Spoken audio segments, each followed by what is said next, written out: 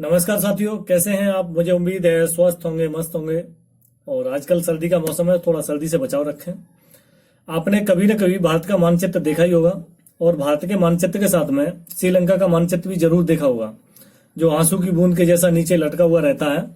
श्रीलंका को दरअसल में आंसू की बूंद का देश भी कहा जाता है। ऐसा क्यों? भारत के मानचित्र के साथ में अन्य किसी पड़ोसी देश का मानचित्र नहीं होता है, जैसे बांग्लादेश, म्यांमार, पाकिस्तान, अफगानिस्तान। जबकि ये देश भारत के कभी न कभी हिस्सा रहे हैं। श्रीलंका भारत का कभी हिस्सा नहीं रहा, और न ही भारत सरकार की इसके साथ में किसी भी प्रकार की कोई संधि या करार है। लेकिन उसके मानचित्र को भारत के मानचित्र के साथ में हमेशा दिखाया जाता है। आइए जानते हैं इसे विस्तार से। कुछ वर्ष पहले, यानी 1956 से पहले, कोई भी समुद्र के लिए कोई भी किसी प्रकार के कानून नहीं थे। आए दिन समुद्री देशों में, समुद्र के जो पड़ोसी देश हैं, आपस में विवाद हुआ करते थे इनको समुद्र को, सीमा को लेके।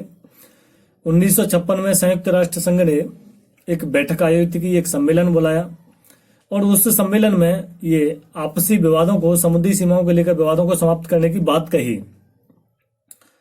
और ये इनकी बैठकें लगातार जारी रहीं 1982 तक। और 1982 में अंततः फाइनल हुआ, एक ड्राफ्ट बन के तैयार हुआ कि समुद्री सीमा किसी भी देश की किस प्रकार कैसे तय की जाए। इस पे फाइनल डिसीजन आया और सभी देश सहमत हो गए उस ड्राफ्ट को मानने से। सभी देश एग्री हुए, सहमत हुए, और वो कानून बनके तैयार हुआ। तय हुआ किसी भी देश की समुद्री सीमा उसके किनारे से 200 समुद्री मील तक होगी, और उसको 3 प्रकार विभाजित किया गया। नंबर 1, 12 नॉटिकल मील, यानी 12 समुद्री मील। और दोस्तों, 200 समुद्री मील का मतलब सामान्य भाषा में 370 किलोमीटर। पहला 12 समुद्री मील, जहां संपूर्ण अधिकार दिए गए उस देश को। दूसरा 24 समुद्री मील, जिसे संलग्न क्षेत्र कहा जाता है, जहां साफ सफाई की व्यवस्था, राजकोषीय अधिकार। और तीसरा सीमा शुल्क, यानी किसी दूसरे देश का जहाज अगर किसी सामान को लेकर वहां से गुजरता है तो वो उस पर सीमा शुल्क ले सकता है, उस पर टैक्स लगा सकता है।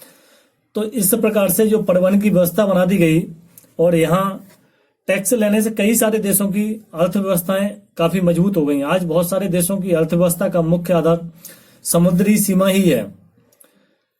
और तीसरा 200 समुद्री मील, जिसे अनन्य आर्थिक क्षेत्र घोषित किया गया। यहाँ कोई भी देश पेट्रोल खुदाई, गैस और अन्य समुद्री पदार्थों को निकाल सकता है। इस प्रकार ये सीमाएं निर्धारित होती हैं। लेकिन भारत और श्रीलंका का इन समुद्री सीमाओं से जो नाता है, वो भारत के धनुषकोडी से और श्रीलंका की जो दूरी है वो 18 समुद्री मील है, केवल लगभग 33 किलोमीटर। ये समुद्री सीमा के दायरे में आता है। इसलिए हमेशा भारत के नक्शे के साथ में श्रीलंका का नक्शा आपको हमेशा दिखाया जाता है। जब भी आप देखते हैं भारत का मानचित्र जहां होगा, वहां श्रीलंका का मानचित्र उसके नीचे जरूर दिखाया जाएगा। ये जानकारी कैसी लगी कमेंट बॉक्स में बताएं। वीडियो को शेयर करें, चैनल को सब्सक्राइब करें। मिलते हैं अगली वीडियो में।